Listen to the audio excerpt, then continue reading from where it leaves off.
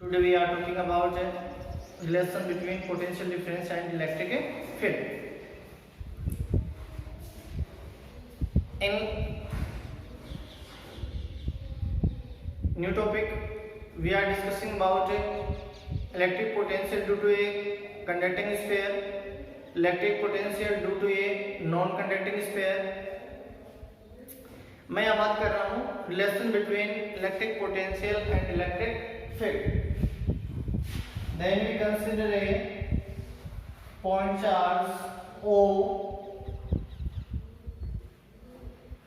point charge Q at O. We determine electric potential at point P. Determine electric potential at point P.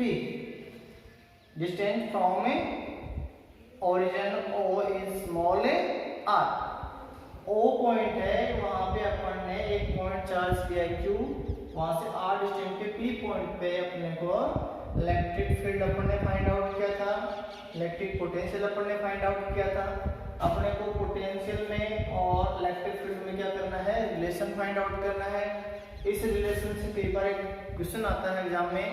उस ये जो electric potential अपन find out करेंगे conducting sphere और non conducting sphere में, उसमें बहुत use आएगा. इसकी वजह से अपन पहले रिलेशन निकालते हैं.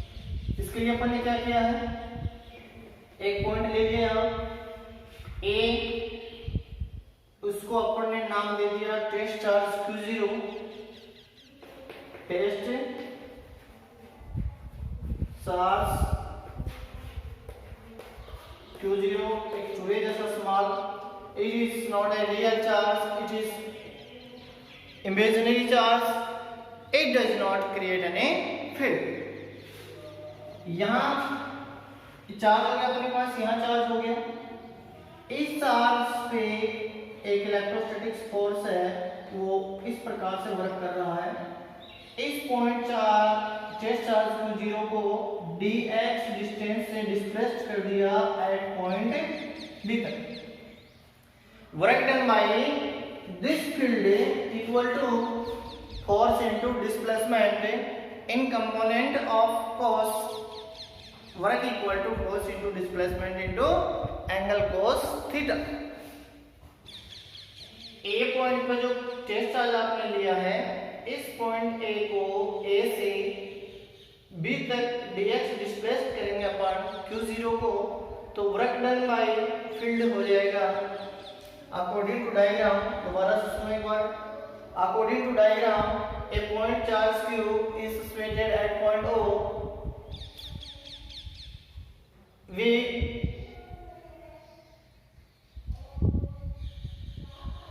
will be, it can consider electric potential at point P. Then we assume a test charge Q0 at point A. Then test charge Q0 is displacing dx distance from point A to point B. Then अपन बात करते हैं dW equal to force into displacement. Force into displacement. Work done by field from A to B. इसको आप लिख सकते हो WAB equal to A to B हो गया ना. WAB equal to force into displacement. Component के रूप में लिखोगे आप WAB equal to F into displace कितना किया आपने, dx लेना चाहो तो dx ले लो, dr डिस्टेंस ले तो dr डिस्टेंस ले लो. चलो dr ले लेता हूँ मैं, dr डिस्टेंस ले लिया, तो ये हो गया dr इंटू एंगल हो गया cos थीटा. अपन बात करते हैं तो ये जो एंगल होता है थीटा इक्वल टू कितना है, पाई है. अपन यहाँ इस टेस्ट चार्ज Q0 को एक पॉइंट से दूसरे पॉइंट पे क्या कर रहे हैं, कंसीडर कर रहे हैं यहाँ से यहाँ तक अपन इसको ला रहे हैं ए पॉइंट से बी पॉइंट तक डी आर डिस्टेंस पर। एंगल जो बन रहा है वो कितना बन रहा है यहाँ पे 180 डिग्री। कितना बन रहा है 180 बन रहा है। तो अकॉर्डिंग टू डायग्राम मैंने आपको बताया था एक पॉइंट चार्ज क्यू है वो एट पॉइंट ओपर सैचुरेटेड है, आर डिस्टेंस पे पी पॉइंट पे अपने को इलेक्ट्रिक फील्ड इलेक्ट्रिक पोटेंशियल अपन ने फाइंड आउट किया था, फिर इलेक्ट्रिक फील्ड इंटेंसिटी अपन ने फाइंड आउट की थी। टेस्ट चार्ज Q0 को ए पॉइंट से डी पॉइंट तक डिस्प्लेस्ड किया है, डिस्प्लेसमेंट लाए हैं अपन, तो वर्क डन हो जाएगा force into displacement WAB equal to force into displacement angle के रूप में हो जाएगा। तो इलेवन में बहुत पढ़ाया था अपन ने। अपन बात करते हैं यहाँ WAB equal to F into DR cos pi F DR into -1 WAB equal to -F DR। ये जो वर्क डन है आपके सामने है, यहाँ तक किसी को कोई दिक्कत नहीं है, आसानी से कर लोगे आप। तो अपन बात करते हैं, इसको मैं रेस कर रहा हूँ मार्कर को ध्यान से। जो वर्क डन है उसको आपको लेना है, उसके हिसाब से अपने को रिजल्ट निकालना है। एंगल कैसे आएगा मैंने लिख दिया आपको नीचे इसमें, उसके बाद में अपन करेंगे। तो इसको लिख दिया मैंने यहाँ पे WAB इक्वल टू -FDR। यहाँ आप लिखोगे we know that E equal to F upon Q0, F equal to Q0 E हो जाएगा। तो यहाँ से अपन जब इसको पॉइंट लिखेंगे तो आ जाएगा WAB equal to -Q0 E DR। इस Q0 को मैं इस साइड ला रहा हूँ, WAB upon Q0 equal to -E DR। यहाँ पे ये जो वैल्यू है ये किसकी है, पोटेंशियल डिफरेंस। इसकी वैल्यू है पोटेंशियल डिफरेंस की है। तो पोटेंशियल डिफरेंस को अपन क्या लिख सकते हैं, एक छोटी बिल्कुल सिंपल वे से आपको मैंने बताया है, इससे आसान तरीका और नहीं आपको, ठीक है। ये यहाँ से यहाँ तक जो वैल्यू आई है WAB अपॉन Q0 है, इसको अपन ने क्या लिखा है, पोटेंशियल डिफरेंस लिखा है। पोटेंशियल डिफरेंस मैंने बताया था आपको लास्ट टाइम, लेसन नंबर 3 को मैंने स्टार्ट किया था, उस टाइम मैंने आपको पोटेंशियल डिफरेंस, पोटेंशियल की डेफिनेशन मैंने बताई थी, आपको ध्यान हो तो, ठीक है। पोटेंशियल डिफरेंस का मतलब हो जाएगा potential difference between two points. A point पे अलग है, बी पॉइंट पे अलग है, तब आपको मैंने बताया था। इलेक्ट्रिक पोटेंशियल भी मैंने आपको बताया था, ध्यान हो तो। Amount of work done in bringing that field from infinite to that point, उसका अपना अपना एक अलग अलग क्या होगा, सेपरेट पोटेंशियल होगा। डिफरेंस निकालेंगे, दो पॉइंट लेंगे अपन, ठीक है। इसको मैंने लिख दिया DD equal to -E DR, it means DV upon DR minus equal to E। बहुत इंपॉर्टेंट है।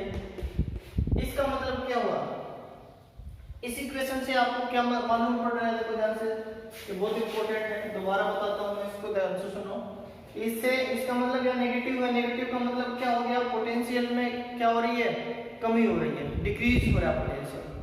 क्या हो रहा है, पोटेंशियल डिक्रीज हो रहा है इन डायरेक्शन ऑफ इलेक्ट्रिक फील्ड। इसका मतलब क्या हो जाएगा, बता रहा हूं मैं। It is clear that potential is decreasing in direction of electric field।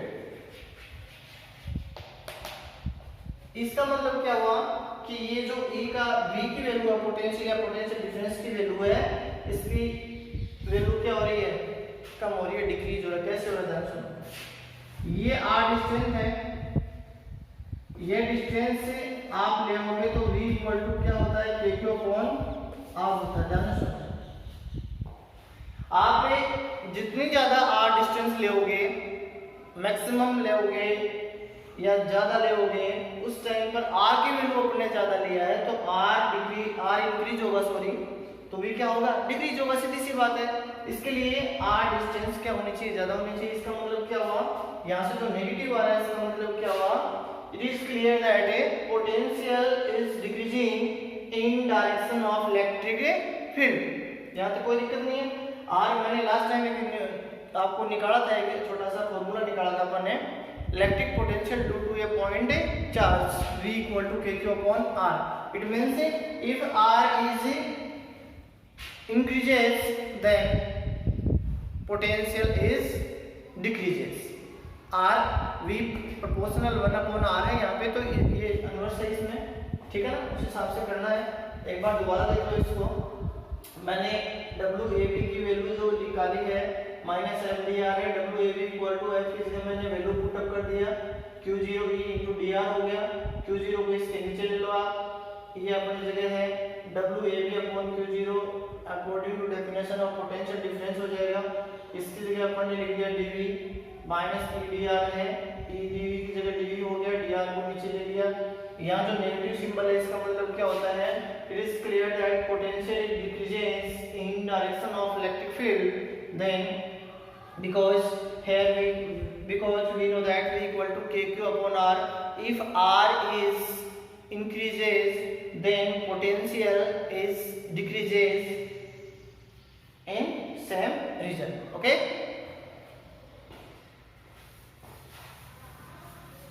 आप ध्यान से सुनिए। अगर अपने को टोटल वैल्यू, ये पार्शियली के लिए अपन ने किया है, इसके अगर अपन टोटल की बात करते हैं, टोटल के लिए रिजल्ट निकालते हैं, तो इसका क्या करेंगे अपन, इसको ले लेंगे dv equal to minus EDR हो गया by integration into both sides EDR, here v equal to EDR। very important for numerical sides and also electric potential due to a conducting sphere, electric potential due to a non conducting sphere है, उसमें अपन result निकालेंगे तो काम में आएगा। ठीक है, अब ये जो रिजल्ट आपके पास आया है ये वाला, इसको मैं एक लाइन और लिख रहा हूँ, ध्यान से सुनो। इसको मैंने लिख दिया E equal to minus del V। यहाँ पे ये जो वैल्यू है डेल की, ये डेल ऑपरेटर होता है, डेल ऑपरेटर होता है। इसका मतलब क्या होता है, यहाँ पे जो डेल आएगा उस डेल की वैल्यू होती है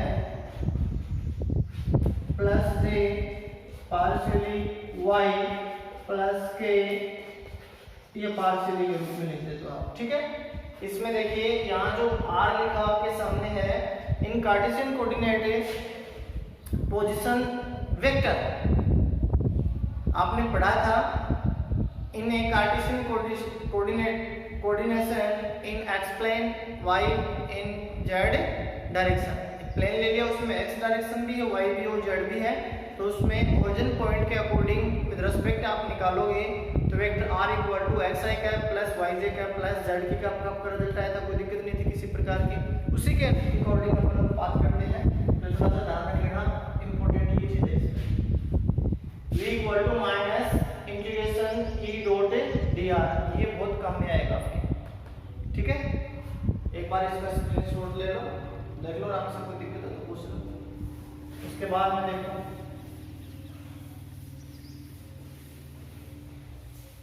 v equal to e into कितना है अपना रिजल्ट dr, कितना है dr। तो उसके अकॉर्डिंग अपन आगे चल के बात करते हैं।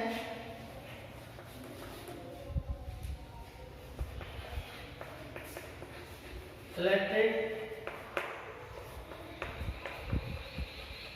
Potential due to a conducting sphere. चालक गोले के कारण अपन पोटेंशियल फाइंड आउट कर रहे हैं। क्या फाइंड आउट कर रहे हैं? चालक गोले के कारण किसी बिंदु पर उत्पन्न विभव की अपने को क्या करनी है? गणना करनी है।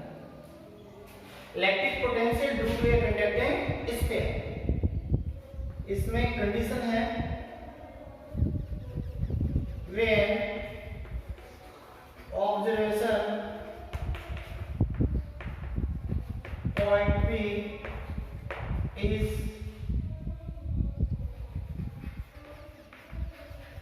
outside the sphere। ये आपका पीछे पढ़ा हुआ इलेक्ट्रिक फील्ड में, ठीक है।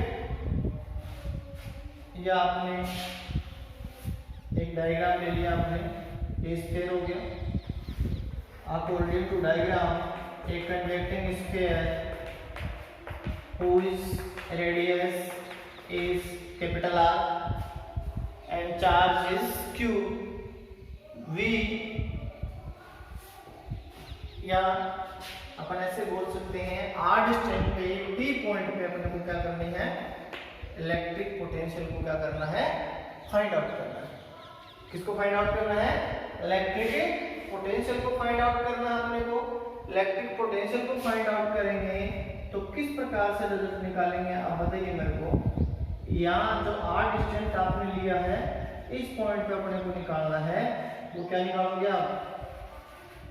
मैंने क्या बताया था आपको? इलेक्ट्रिक फील्ड है सेम मैग्नीट्यूड एट सरफेस, तो P पॉइंट पे अपने को क्या करना है? इलेक्ट्रिक पोटेंशियल फाइंड आउट करना। कैसे करोगे देखो ध्यान से सुनो। According to diagram a conducting sphere whose radius is capital R, electric potential at P be considered according to diagram। we can write, अपन बात करते हैं कि definition of electric potential, definition of electric potential V equal to minus E dr। Small r बड़ा है, capital R छोटा है। Outside the sphere में बात कर रहा हूं, तो ये डेफिनेशन अपन ने अभी भी निकाली है। जो इलेक्ट्रिक पोटेंशियल की जो डेफिनेशन होती है उसको मैंने क्या बताया था आपको? Amount of work done. क्या बताया था? ध्यान से सुनो। Amount of work done in bringing a unit positive charge from infinite to that point is called electric potential. दोबारा से रिपीट कर रहा हूं मैं, ध्यान से सुनो इस चीज को। वर्क एनर्जी थ्योरम अपन ने पढ़ी थी 11th क्लास में, वो कंजर्वेटिव लॉ का अकॉर्डिंग चलता है। मैंने क्या बताया आपको? दोबारा से सुन लो। Amount of work done in bringing a unit positive charge from infinite to point, that point, ठीक है। इनफाइनाइट टू दैट पॉइंट कितना हो गया? कितनी डिस्टेंस है आपकी? Small r. कितनी है? Small r. और आपने ये भी देखा था electric field due to conducting sphere E equal to kq upon r square, then V equal to minus infinite to r kq upon r square dr। यहाँ तक कोई दिक्कत नहीं है। दोबारा से सुनो इसको, पॉइंट को। अच्छा क्वेश्चन बनता है इस पे, बहुत इंपॉर्टेंट पॉइंट है। अपने को बोलता है कि electric potential due to a conducting sphere अपने को फाइंड आउट करना, तो अपन 3 पॉइंट लेके चलेंगे इसमें। Outside the sphere, at the surface and inside the surface, ठीक है। Inside the sphere sorry. When observation point P is outside the sphere. उसमें अपन डेफिनेशन ऑफ इलेक्ट्रिक पोटेंशियल अभी भी निकाला थोड़ी देर पहले, V equal to minus infinite to small r d EdR। E की जगह आपने वैल्यू पुटअप कर दिया, E equal to KQ upon R square. E equal to हो गया KQ upon R square into क्या हो गया dr।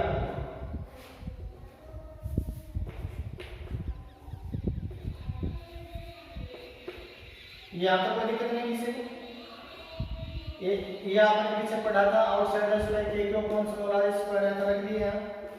V equal to minus KQ को बाहर ले लो, इनफाइनाइट टू R को अपसाइड में ले जाओ, E की माइनस R की -2 dr हो गया। यहाँ तक कोई दिक्कत नहीं। देखो एक बार इसको, electric potential due to a conducting sphere when observation point P is outside the sphere हो गया, डेफिनेशन ऑफ इलेक्ट्रिक पोटेंशियल हो गया।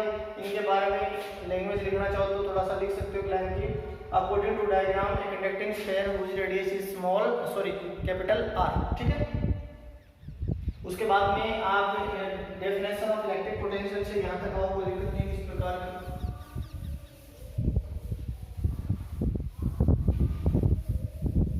इसको साथ साथ में बार बार रिपीट करते रहो। ये थोड़ा सा आप इस प्रकार से करोगे तो कोई दिक्कत नहीं आएगी आपको। V equal to minus KQ,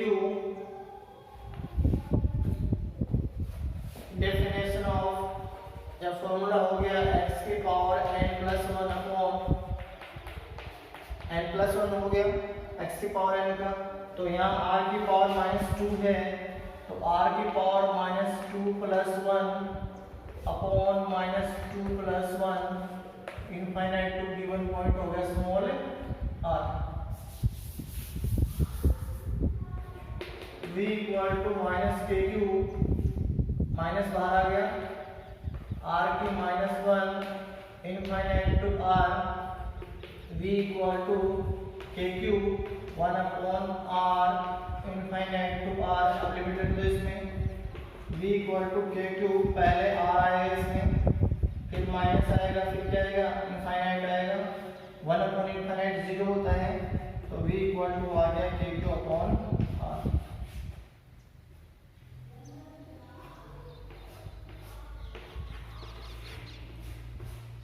electric potential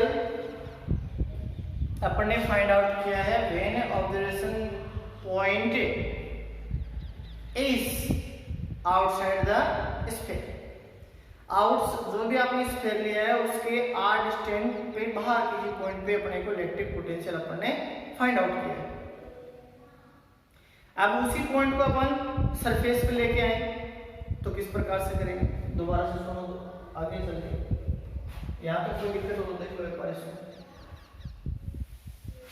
अपने को फाइंड आउट करना है किस पे फाइंड आउट करना है, सरफेस पे। किस पे करना है, सरफेस पे करना है। When observation point is at surface,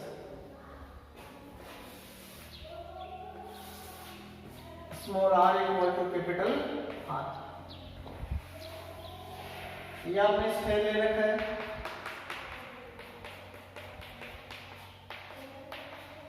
ये स्फीयर हो गया, कैपिटल R है,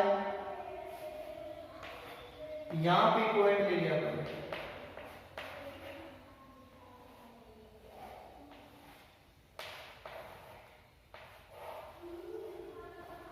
यहां P पॉइंट ले रखा है।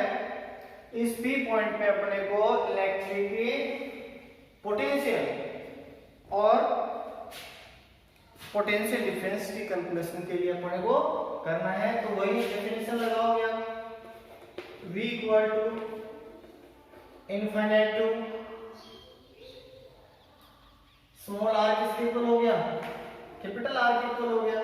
तो कितना हो जाएगा, capital R KQ upon R square dr। अभी आपने निकाला है इस पॉइंट को अपन v equal to K Q upon क्या लिखेंगे, कैपिटल R लिखेंगे, क्यों लिखेंगे, v equal to K Q upon small r, वे भी निकल के आया है। और ये जो आपका जो पॉइंट P आपने लिया हुआ है वो कहाँ पे है, कहाँ पे है, देखो ध्यान से, सरफेस पे, कहाँ पे है, सरफेस पे। तो स्मॉल r किसके इक्वल हो गया, कैपिटल R के इक्वल हो गया। तो small r equal to capital R हो जाएगा। इसको इक्वेशन नंबर दे दिया मैंने बी। यहाँ तक कोई दिक्कत नहीं है। तीसरा इसमें when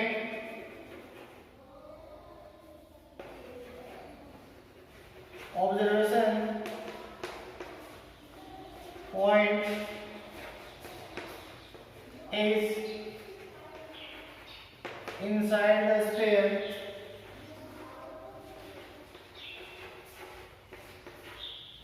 smaller less than capital R।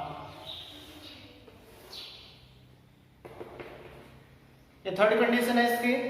Third condition में अपने को क्या करना है, electric potential due to a conducting sphere में, थर्ड जो कंडीशन है उसमें इनसाइड द स्फीयर अपने को लेना है। कहाँ लेना है, इनसाइड द स्फीयर अपने को लेना है। तो ये अपने डायग्राम कंसीडर कर लिया, ये डायग्राम हो गया ये आपका, ये डायग्राम हो गया कैपिटल R डिस्टेंस हो गया अपने को, R डिस्टेंस अपन ने ले लिया। ये इनसाइड में P पॉइंट पे अपने को क्या फाइंड आउट करना है, क्या फाइंड आउट करना है अपने को, इलेक्ट्रिक पोटेंशियल फाइंड आउट करना है। बहुत इंपॉर्टेंट है, ध्यान से सुनो। When observation point is inside the conducting sphere small r, यानी कि कैपिटल R बड़ा है, स्मॉल r इसमें छोटा है।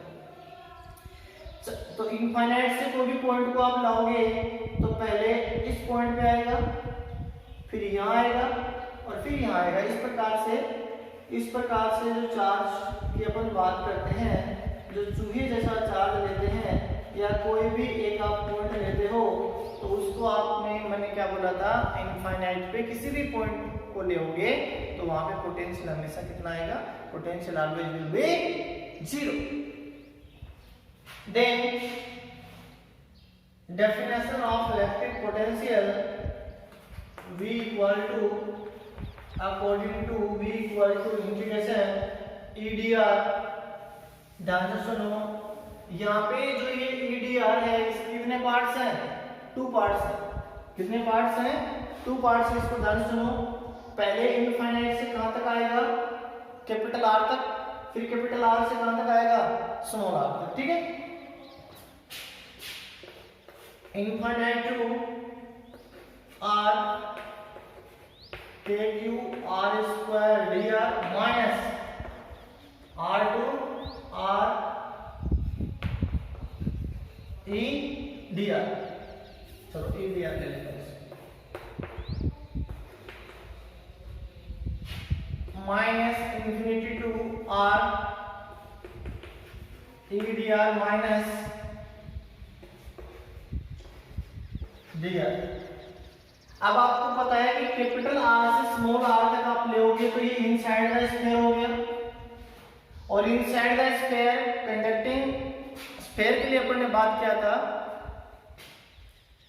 तो उसमें इलेक्ट्रिक फील्ड इंटेंसिटी कितनी आई थी, 0 आई थी। Find out the electric field intensity due to a conducting sphere में आउटसाइड द स्फीयर अपन ने पॉइंट निकाला था E equal to K Q upon small r square, surface पे निकाला था K Q upon capital R square, और inside का निकालेंगे तो वहां पे कितना आया था, 0 आया था। तो यहाँ पे अपन क्या रखेंगे, 0। तो ये वाली टर्म तो क्या होगी, 0, और इसका रिजल्ट अभी अपन ने निकाला है वो कितना आएगा, के क्यू अपॉन R। तो ये होगी सी या थर्ड। इनमें जब आप ग्राफ प्लॉट करोगे, यहां लेना है पोटेंशियल, यहां लेना है डिस्टेंस। अब इसमें ये है कांस्टेंट है स्मॉल r के साथ, यहां स्मॉल r इक्वल टू क्या हो जाएगा, कैपिटल R है, और पहले वाले में क्या था, v प्रोपोर्शनल 1/r। तो क्या हो जाएगा, graphical representation between V and small r। एक चीज हमेशा ध्यान रखनी है, ये जो आपको मैंने करवाया है ये बड़ा घर जाके इसको आप जब भी पढ़ो तब किसी प्रकार की कोई दिक्कत हो तो करना इसको। अगले जो पॉइंट है उसमें अपन करेंगे, उससे पहले आपको ये relation between potential difference and electric field जो चल रहा है उसके बारे में अपन डिस्कस किया है।